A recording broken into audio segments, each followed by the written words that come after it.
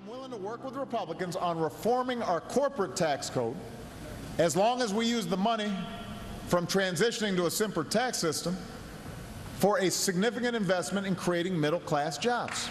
That's the deal. It could actually hurt small businesses, and it represents an unmistakable signal that the president has literally backed away from his campaign-era promise to corporate America that tax reform would be revenue neutral to them.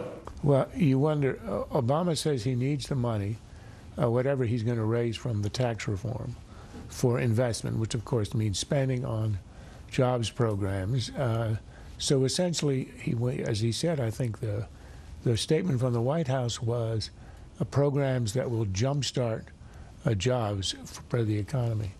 Now, how many times has he used the word jumpstart? I thought the idea of the 2009 stimulus, over $800 billion, was to jumpstart the economy. I mean, at a certain point, every time you say you want to re-jumpstart, it implies that all of the past ones were a failure. The essence of tax reform is that when you get a surplus of tax income as a result of closing loopholes, or, for example, as he mentioned, repatriating the money that's sitting overseas, is that you use the money in a revenue-neutral way to lower rates so you stimulate growth and jobs. And they had previously signed on to that, or at least signaled that they were. Exactly. And the Democratic chairman of the Senate Finance Committee has been working on this. He wants this to be his legacy. He's retiring next year. He's working hard on it. The Republicans are working hard on it. It's the one area where you get a national consensus on this. But Obama wants to blow it up by using the revenue to spend it, again, on the same old stuff, on bridges and roads and all that stuff that we thought was going to be addressed in the 2009 stimulus. It is the same old stuff warmed over. And I think it's an attempt to prevent real tax reform, which I think is the ultimate irony here.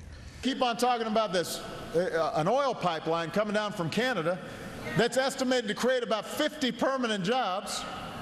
That's not a jobs plan.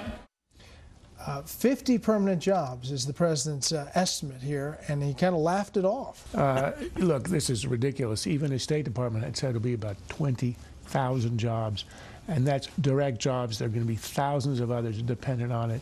It's the most obvious policy America ought to have to receive oil from Canada and reduce our imports from other countries. This is a president knuckling under to the Greens, and again, it's all about politics.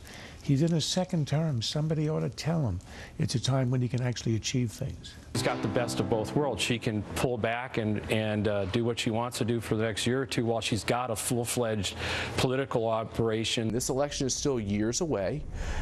Is this the right time to kind of be having this much frequency in terms of the attention on your persona? It's certainly not the way most PR experts would advise you to approach it. The Diane Lane miniseries coming up, which, by the way, starts in 1998, which means it starts in the full flower of the Monica Lewinsky scandal. I don't think it's going to help her at all. Quite frankly, networks are doing this. I mean, you can kiss a politician's butt only so far. At the end of the day, you got to get ratings and you got to make money. Evan Ryan went out to the room and come back say,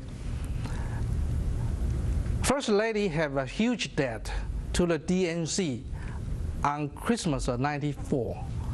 I don't remember exactly amount. Could be $80-some thousand.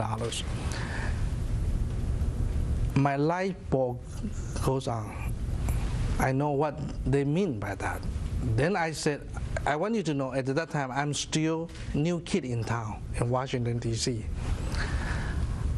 I said I'd be very happy to donate $50,000. On the spot, you said. On the spot. Look, in terms of Hillary, this is going to have no effect. This will be written off. The Clintons will say it and the press will say it. Old news, old history, 15 years old. Like all of the rest of the 90s, and the scandal will be old history. Why are you bringing it up again will be the mantra. Look, I think Democrats have decided that this is a coronation.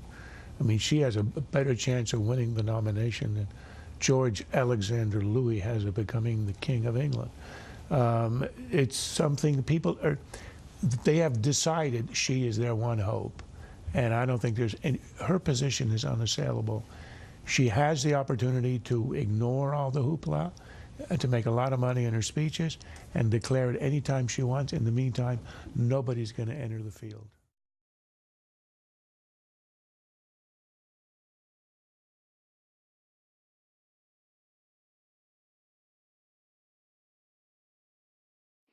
has been a Sunfish production.